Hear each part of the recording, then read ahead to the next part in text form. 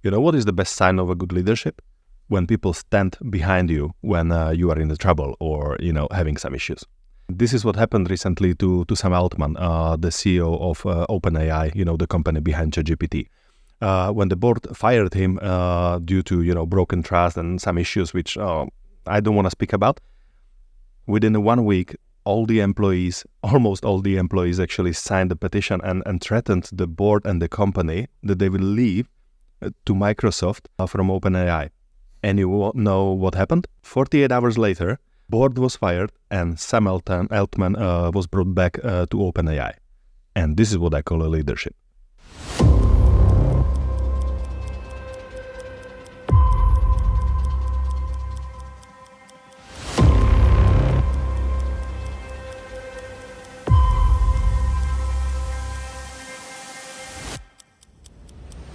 Hi and welcome to The Wired Wisdom. Here we talk about today's digital marketing and tomorrow's AI innovations. Each episode of this podcast offers insights, trends, and tips for leveraging AI in your marketing strategy, making this podcast the must-listen for marketers, tech enthusiasts, and business innovators. My name is Jan and I will be your host today. Enjoy!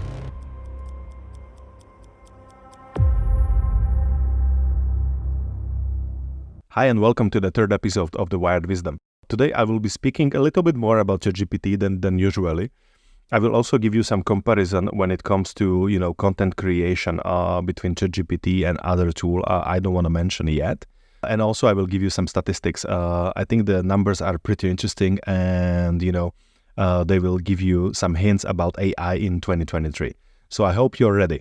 Let's go and let's speak about ChatGPT first and their decision to actually halt or stop the new Pro subscriptions. I learned this information just recently on one of my actually clients, said to me like, "Hi Anna, I am not able to to sign up for a ChatGPT Pro subscription."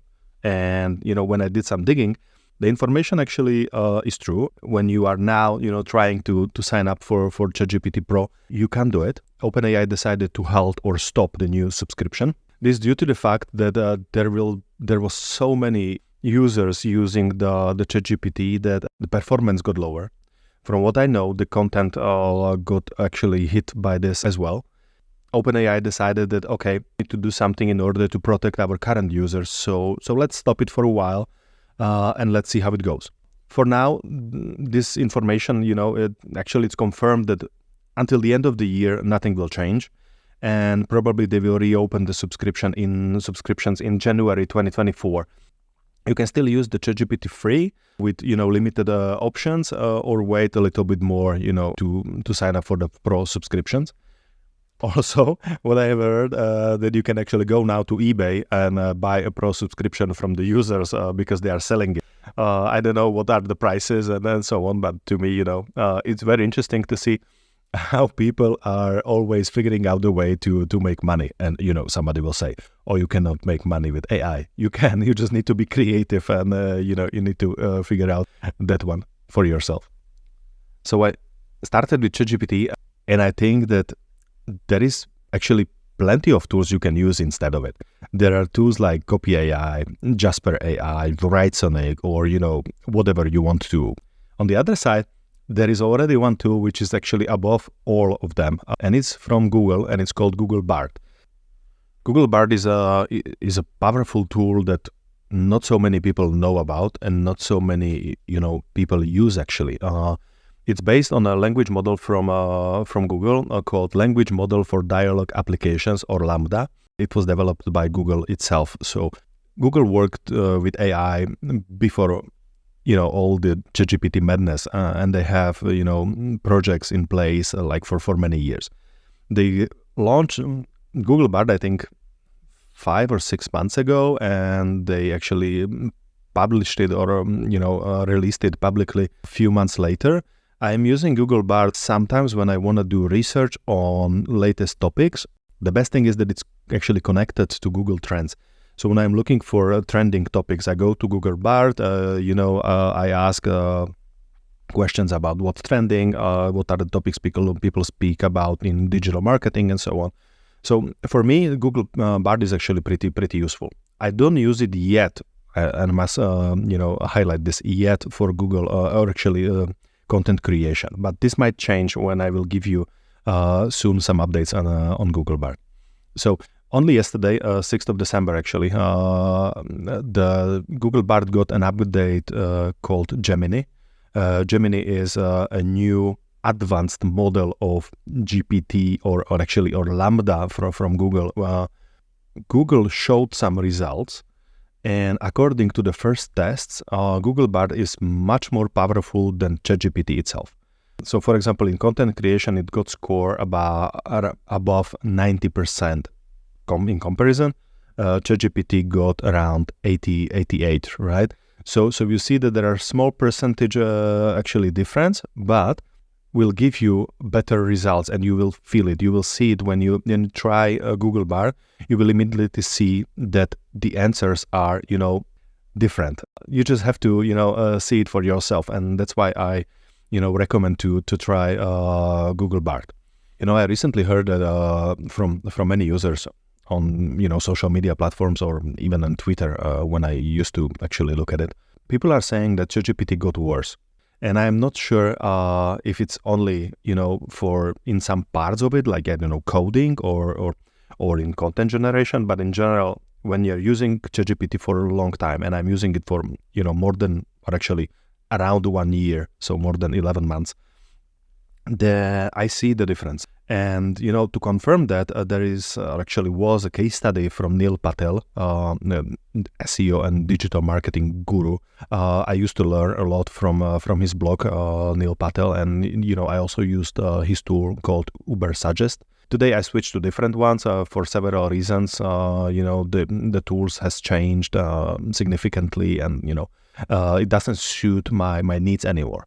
But going back to the case study, Neil and his team decided to create 2,000 pieces of articles, 2,000 with ChatGPT and 1,000 with Google Bard. And then they gave the content to real users to review the quality of the content.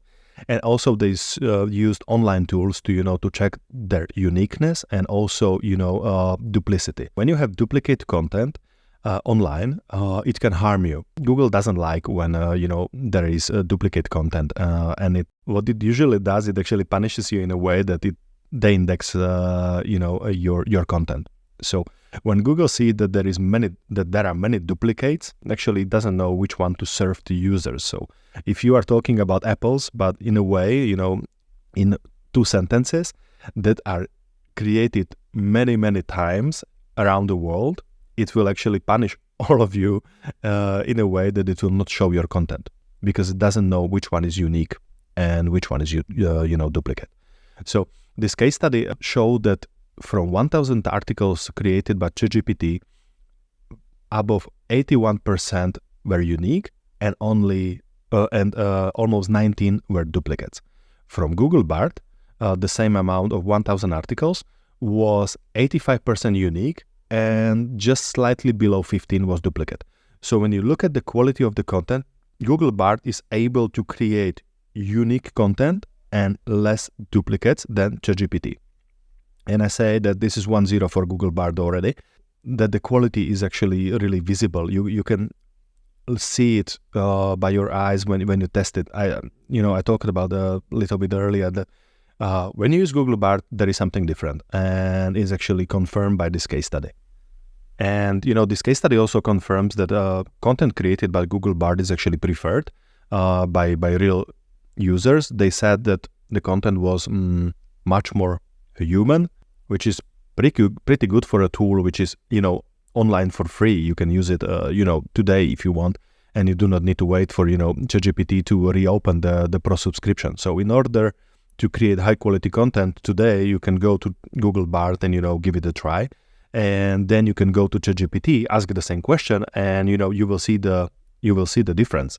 And because ChatGPT basic subscription is built on GPT 3.5, not 4 as the Pro, and Google Bard is now updated with Gemini, which is the most powerful AI engine yet, then the changes, or actually the differences, are like pretty huge, and you will see it by yourself.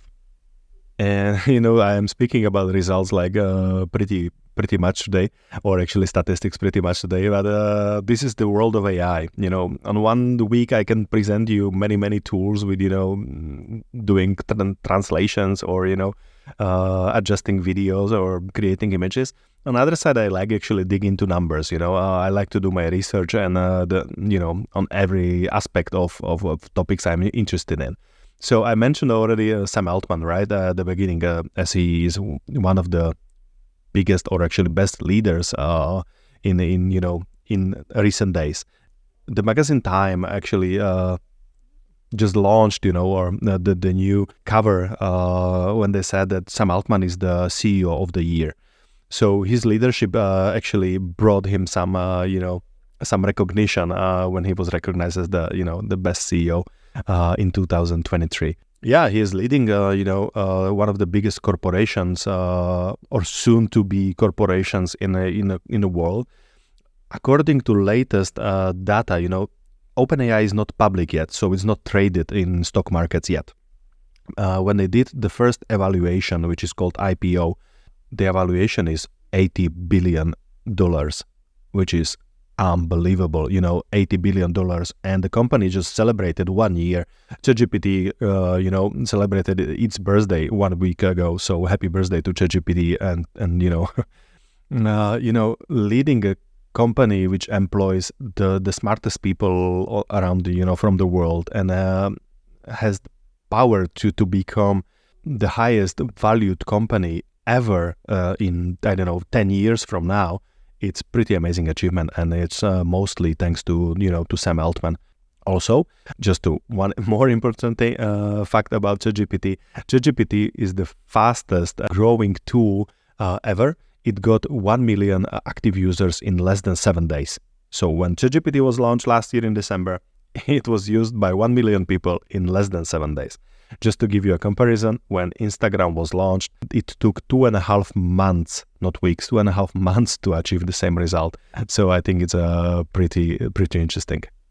And now I want to give you, a bit more statistics, but not only about ChatGPT, but in general about the world of AI. There was a interesting infographic I discovered recently by doing some topic research.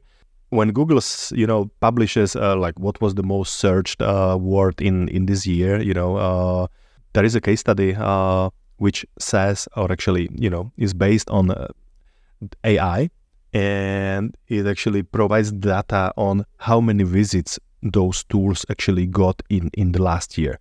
So when it comes to chatbots, ChatGPT is by far leading, this ranking. They got almost 15 billion visits in the last year. Just to give you another, second place is a tool called Character AI. I actually never used it, so I need to give it a try. Got 3.8 billion, and Google Bard got 250 million visits. So, ChatGPT almost 15 billion and Google Bard 240 million visits. That's a pretty huge gap, but it just shows how powerful AI tools are. Like, people are, going to AI much often than they used to. One of the reasons is that there is dozens of actually tools available today, right, for content creation, video, images, translations, and so on. So in general, ChatGPT gets 60% of the global traffic in chatbot category. One tool, 60%. It actually brings me back to Google and monopoly on search engines, right? When you look at the data, Google has more than 90% of Google search traffic. ChatGPT is becoming a new Google in the field of AI. Talking about other tools, when it comes to tools that create images, Midjourney, which I also use, for image generation, got 500 million visits in the last year, and the most visited video tool was CapCut. You probably know it. People use it for reels or image or video actually generation, and I have it as well. So CapCut got 200 million visits in the last year. And the last interesting statistic for today is actually the gender balance between males and females when it comes to AI. In 2023, almost 70% of all users and visitors, from AI were males, and less than 30% were females. To close today's episode, I want to continue in this direction, talking about AI and again its implication on the real world. I'm a fan of AI actually. You know that I'm talking about it a lot. I use those tools daily, and I'm sometimes surprised, like how come some people still didn't try it. I see in many discussion forums, either on Facebook or LinkedIn, like people still trying to resist the AI. They say like, oh, come on, the quality is awful. I don't want to pay for it. AI is destroying the field I'm working in, and so on. It's true. AI is the biggest disruption actually in since COVID. Like pandemic, broken the world and try to break us as humans, but we went through it and we survived.